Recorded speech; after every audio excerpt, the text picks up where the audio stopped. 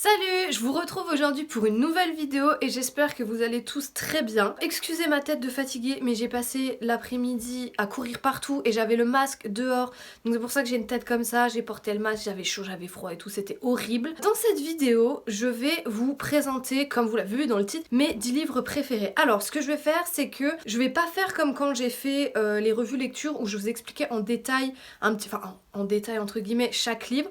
Là, ce que je vais faire plutôt, c'est je vais vous donner le titre, l'auteur, vous lire le résumé et vous dire quelques mots sur le livre sans rentrer trop dans les détails. C'est plus pour vous donner des idées de livres à lire cette année. Là, j'en ai choisi 10, mais j'en ai beaucoup d'autres. Les 10 là, c'est ceux auxquels j'ai pensé directement quand j'ai voulu tourner cette vidéo. Donc si la vidéo vous plaît, je pourrais en refaire une deuxième. N'hésitez pas à liker la vidéo, à me laisser un commentaire et surtout, on n'oublie pas de s'abonner à la chaîne. Le premier livre, c'est Les Hauts de Hurlevent de Émilie Brontë.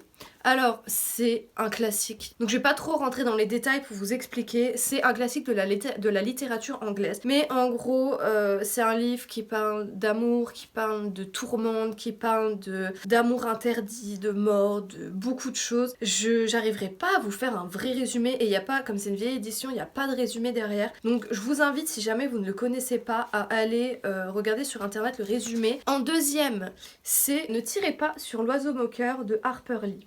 Alors ça c'est un livre pareil, ça a été un énorme coup de cœur. Alors je vais vous lire le résumé. Dans une petite ville d'Alabama, à l'époque de la Grande Dépression, Atticus Finch élève seul ses deux enfants, Jem et Scout. Avocat, intègre et rigoureux, il est commis d'office pour défendre un noir accusé d'avoir violé une blanche.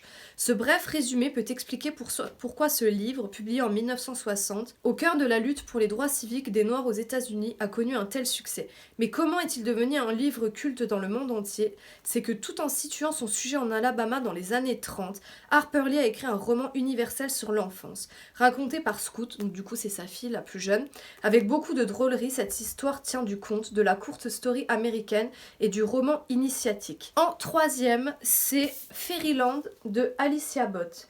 Donc en gros, c'est un poète homosexuel et sa fille à San Francisco dans les années 70. Je vais vous lire le résumé. Je passais mes matinées au centre aéré de Haight-Ashbury. Papa faisait peu à peu la connaissance des mères célibataires les plus excentriques du quartier. La mère de Lola, une actrice des Angels of Light, avait joué dans un film de Warhol. La mère de Moonbeam vendait de l'herbe dans son appartement d'Oak Street. Elle avait pour habitude de sortir avec des jeunes hommes, de les faire s'inscrire à l'assistante sociale et d'empocher leurs chèques. Quand je ne m'amusais pas avec Moonbeam ou Lola, j'étais souvent livrée à moi-même. Les PD la trouvent mignonne, mais ils ont peur d'elle, écrit mon père dans une lettre. Enfant égale responsabilité.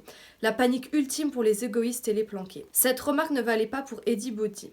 Chaque après-midi, il venait me chercher au centre aéré, le visage barré d'un large sourire. Une fois il est arrivé en robe, les animateurs ne l'ont pas laissé entrer dans la classe jusqu'à ce que j'entende sa voix et que je cours me jeter dans ses bras. 1974, après la mort de sa femme, Steve Abbott, écrivain et militant homosexuel, déménage à San Francisco avec sa fille de 2 ans, Alicia, donc celle qui a écrit le livre. En fait, tout ce qui se passe dans le livre, c'est des choses réelles, c'est la vie en fait de l'écrivaine avec son père. Alors du coup, il s'installe dans le quartier des Haight-Ashbury, le centre névralgique de la culture hippie. Commence pour le duo père-fille une vie de bohème ponctuée de déménagements, de fêtes et de lecture de poésie. Alors ça parle vraiment de tout ce qui se passe dans les années 70 pour les homosexuels et il y a dans le livre pas mal d'extraits de... En fait, son père à Alicia, il tenait un journal où il écrivait un petit peu tout ce qui se passait dans leur vie.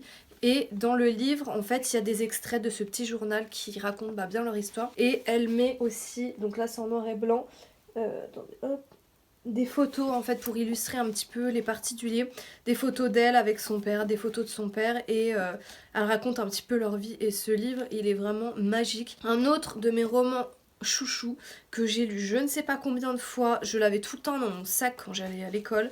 Vous allez le deviner puisqu'il est dans un état lamentable, c'est Bye Bye Blondie de Virginie Despentes. Alors je l'ai adoré, d'ailleurs j'adore Virginie Despentes, je sais pas si j'en avais déjà parlé, je crois que si j'avais fait une revue lecture sur une BD qui est inspirée d'un de ses livres, mais vraiment ça c'est un livre que j'ai adoré et le début se passe à Nancy, donc la ville dont d'où je viens, pour le résumer. Une fille qu'on rencontre en HP, donc en hôpital psychiatrique, n'est pas une fille qui rend heureux. Il voulait jouer contre le reste du monde, avoir raison contre toutes les évidences, il pensait que c'était ça l'amour. Il voulait prendre ce risque avec elle et qu'ils arrivent sur l'autre rive sains et saufs. Mais ils réussissent juste à s'entraîner au fond, il est temps de renoncer. Gloria a été internée en hôpital psychiatrique. Contre toute attente, la punkette Prolo y a rencontré Eric, un fils de bourgeois assez infréquentable, aussi infréquentable qu'elle.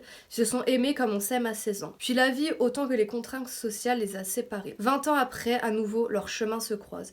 Portrait d'une femme blessée aux prises avec ses démons, traversée des années punk, chronique d'un amour naufragé, Bye Bye Blondie, est sans doute le livre le plus émouvant de Virginie Despentes. En 5e, alors je fais une liste mais c'est pas l'ordre de mes préférences, ils sont tous à peu près ils sont tous à la même place dans mes préférences. Mais du coup, c'est un livre que j'ai découvert au premier confinement et il y a 4 tomes, c'est La Passe Miroir. Alors, de Christelle Dabos ou Dabos, je sais pas du tout comment on dit. Premier opus s'appelle Les fiancés de l'hiver. Du coup, je vais vous lire le résumé que du premier, parce que si je vous lis les résumés des autres, ça va vous spoiler un peu le reste de l'histoire, puisque à chaque fois ça résume ce qui va se passer dans le livre et ça donne des indices sur ce qui s'est passé dans le livre d'avant. Alors c'est quelque chose de fantastique, mais c'est un monde qui est complètement inventé, mais qui est incroyable.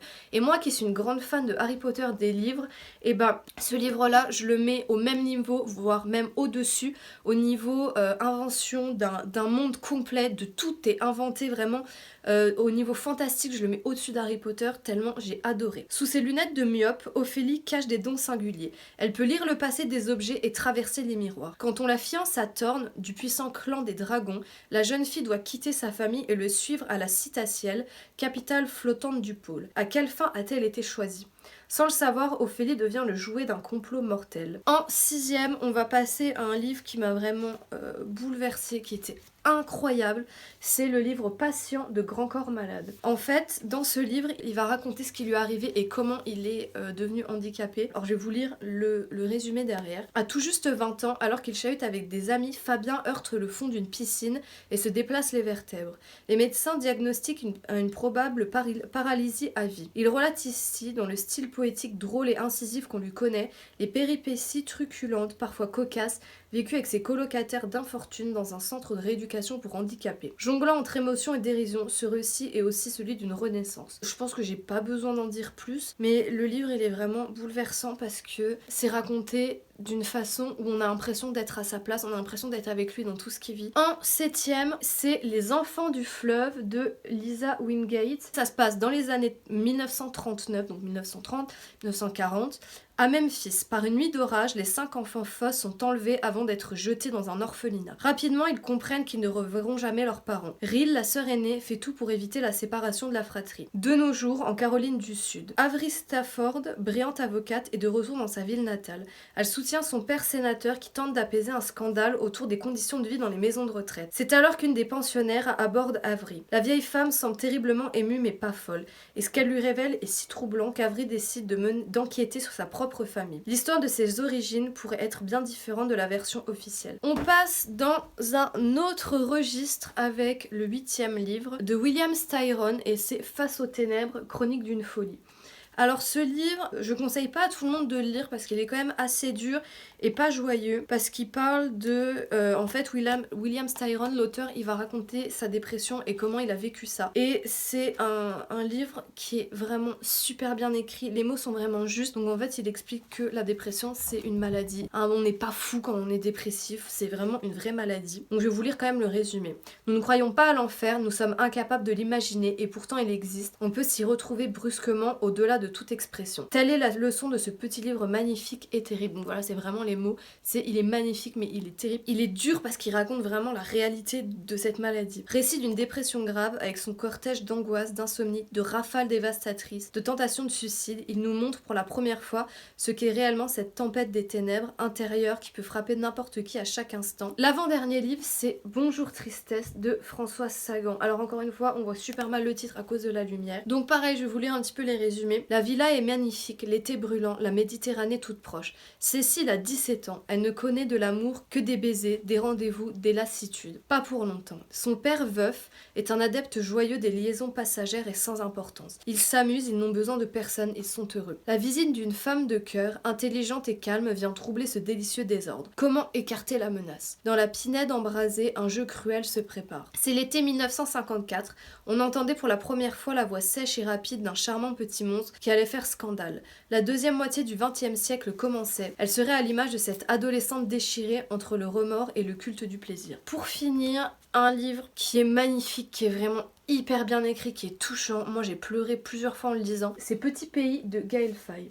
Alors Gaël Faye, je pense que beaucoup le connaissent pour sa musique. Au temps d'avant, avant tout ça, avant ce que je vais raconter, le reste c'était le bonheur, la vie sans se l'expliquer. Si l'on me demandait comment ça va, je répondais toujours ça va, du tac au tac. Le bonheur, ça t'évite de réfléchir. C'est par la suite que je me suis mis à considérer la question, à esquiver, à opiner vaguement du chef. D'ailleurs, tout le pays s'y était mis. Les gens ne répondaient plus que par « ça va un peu », parce que la vie ne pouvait plus aller complètement bien après tout ce qui nous était arrivé. Avant de vous lire le reste du résumé, le personnage principal qui raconte l'histoire, il s'appelle Gabriel, mais en fait, Gaël Faye, il raconte dans ce livre l'histoire de son pays, l'histoire de son enfance au Rwanda, de tout ce qui s'est passé au Rwanda, mais il le transpose sur un personnage, donc Gabriel, mais ce qui se passe dedans, il y a des choses vraies qui lui sont arrivées à lui et d'autres choses, c'est pas qu'il a inventé, mais c'est des choses qui se sont passées, mais pas pour lui en particulier, et du coup il le raconte du point de vue de Gabriel. Donc avant, Gabriel faisait les 400 coups avec ses copains dans leur coin de paradis, et puis l'harmonie familiale s'est disloquée en même temps que son petit pays. Alors j'ai dit le Rwanda, mais je me suis trompée, c'est le Burundi, je sais jamais comment on dit, ce bout d'Afrique centrale brutalement malmené par l'histoire. Plus tard, Gabriel fait revivre un monde à jamais perdu, les battements de cœur et les souffles coupés, les pensées profondes et les rires déployés,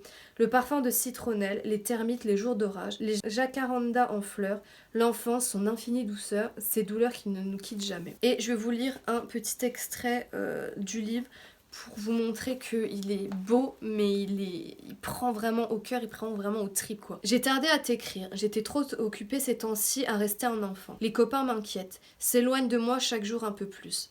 Se chamaillent pour des histoires d'adultes, s'inventent des ennemis et des raisons de se battre. Je comprends mieux pourquoi mon père nous interdisait à Anna et à moi de nous mêler de politique. Il a l'air fatigué, papa. Je le trouve absent, distant. Il s'est forgé une épaisse cuirasse de fer pour que la méchanceté ricoche sur lui. Alors qu'au fond, je le sais aussi tendre que la pulpe d'une goyave bien mûre. Maman n'est jamais revenue de chez toi. Elle a laissé son âme dans ton jardin. Elle s'est fissuré le cœur. Elle est devenue folle, comme le monde qui t'a emporté. Mon arrière-grand-mère disait que les gens qu'on aime ne meurent pas tant qu'on continue de penser à eux. Mon grand-père disait que le jour où les hommes arrêteront de se faire la guerre, il neigera sous les tropiques. Madame Economopoulos disait que les mots sont plus vrais que la réalité. Ma prof de biologie disait que la Terre est ronde. Mes copains disaient qu'il fallait choisir son camp. Ma mère disait que tu dors pour longtemps, avec sur le dos le maillot de foot de ton équipe préférée. Et toi, Christian, tu ne diras plus jamais rien. Donc du coup, ça parle vraiment de la guerre, de ce qui s'est passé dans ce pays, et à cause de la politique, à cause des chefs d'État, à cause de beaucoup de choses. J'ai fini de vous présenter mes 10 livres préférés pour cette fois-ci. Encore une fois, si la vidéo vous a plu et que vous voulez une deuxième vidéo pareille, où je vous présente des autres livres que j'adore, mes autres livres préférés, n'hésitez pas à me laisser un commentaire. J'espère en tout cas que la vidéo vous aura plu, que je vous ai fait découvrir des livres et que vous aurez envie du coup de les lire. On n'oublie pas de liker la vidéo et surtout, on fait quoi? On n'oublie pas de s'abonner et je vous dis à bientôt pour une prochaine vidéo.